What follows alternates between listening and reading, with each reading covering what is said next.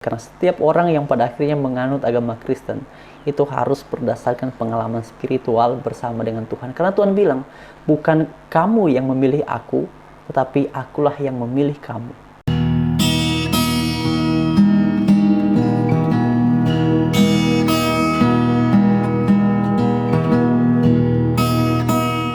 Shalom teman-teman, selamat hari Minggu dan selamat beribadah. Tuhan Yesus memberkati kita semua.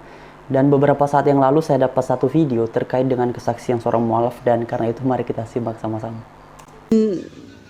Beliau mendengar berita dari saya bahwa saya sudah mualaf, karena memang dulu kita pernah sama-sama ke gereja ya. Nah, ini ceritanya begini teman-temanku, sahabat-sahabatku yang dirahmati Allah. Suatu hari dia bertanya kepada saya, Chris, andaikan, ini kan andaikan ya, andai saja aku menawari engkau uang, sejumlah uang, mau nggak kamu kembali kepada agama yang dulu? Gitu. Pertanyaan ini cukup membuat saya kaget. Dan saya lebih kaget lagi, Bu, dengan kesaksian. Saya rasa bahwa dia bertanya kepada saya tanpa tedeng aling-aling. Kata orang Jawa ini tanpa tedeng aling-aling, jadi tanpa merasa bersalah atau dengan cueknya gitu ya. Mau nggak kamu kembali ke agama yang sebelumnya? Saya kasih uang, sejumlah uang. Lalu saya bertanya, emang kamu punya uang banyak? Saya bilang gitu kan.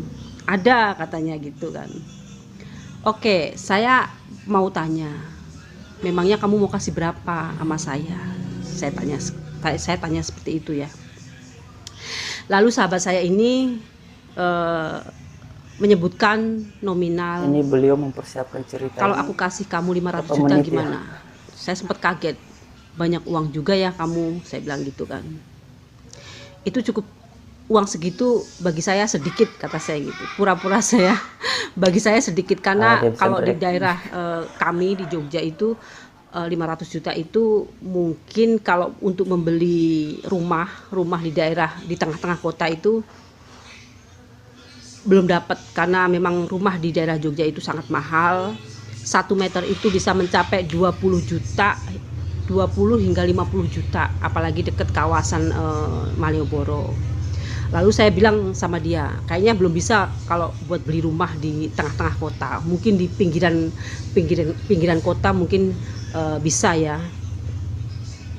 Kurang deh, saya bercanda dengan dia seperti itu. Kurang kayaknya. Terus akhirnya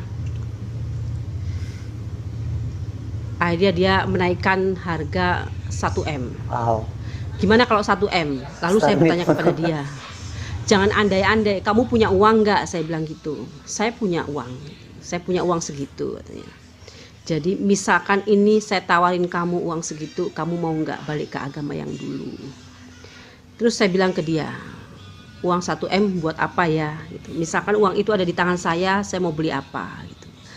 Kemudian saya bilang sama dia, kalau di tengah-tengah kota mungkin dapat 1M rumah yang sederhana gitu. Lalu sahabat saya ini, gimana? Berani nggak? Kata dia. Kurang deh, kata saya, kurang segitu. Udah, kamu punyanya berapa? Saya pengen tahu deh. Kamu punya berapa untuk membeli keimanan saya? Gitu. Entah berapa menit. Oke Chris, gini aja Chris, saya tantang kamu 2 miliar gimana? Gitu. Saya sempat kaget mendengar angka nominal yang segitu fantastis. 2 miliar itu mungkin 2 dus.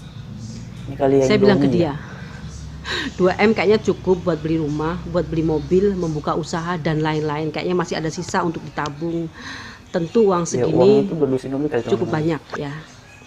Lalu saya bilang ke dia, jangankan 2M, saya mobil aja tidak punya, rumah cuma sepetak, kata saya. Ya gimana, kamu gimana, mau nggak gitu? Saya bilang sama dia, saya tanya sama dia, kamu punya uang segitu, loh ngece ya, kowe ngece, katanya. Kamu ngece sama saya. Ngece itu bahasanya sama aja, kamu meremehkan saya, merendahkan saya gitu. Kamu kan tahu saya pemain proyek, kata dia gitu.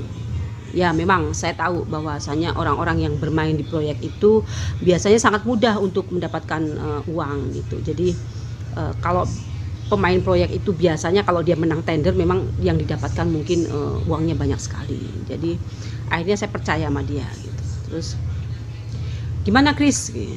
Berani nggak kamu? Dia agak mendesak saya. Wow. Saya dengan santai menjawab dengan kelakar saya gitu.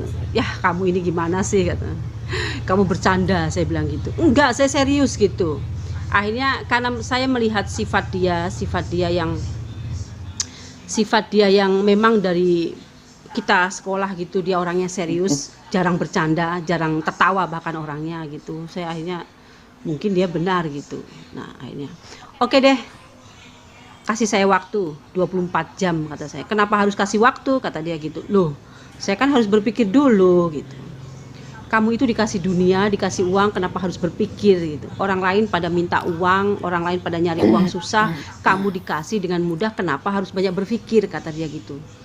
Bukan masalah itu, ini karena memang taruhannya keimanan saya bilang begitu sama dia. Teman-teman sekalian, itulah cuplikan videonya dan kalian bisa menilai sendiri ya, ini kesaksian yang luar biasa sekali. Entah berapa menit atau berapa jam beliau mempersiapkan cerita seperti ini ya. Memang dalam bagian ini beliau juga tidak menyebutkan, tidak memberitahukan temannya yang mana tuh yang rela membayar 500.000, 1M hingga pada akhirnya 2M tuh beliau bisa kembali ke agama sebelumnya. Nah ini lebih istimewa, lebih amazing ya, dalam tanda kutip lebih amazing dari kesaksiannya Ustadz Stephen dulu ya, yang juga mengaku dibayar sekian ratusan juta asalkan beliau bisa kembali ke agama sebelumnya, yaitu Katolik. Saya heran ya, orang-orang seperti ini bisa membuat cerita-cerita yang benar-benar, jujur aja dia yang bicara dalam bagian ini, saya yang malu. Beliau ini yang bicara, tapi saya yang merasa malu. Saya merasa malu, aduh gimana ya orang-orang ini bisa membuat karangan seperti itu. Saya sangat yakin ya, selama beliau tidak menunjukkan temannya yang mana yang mengatakan hal itu kepada dia, saya sangat yakin bahwa kesaksian seperti ini bohong.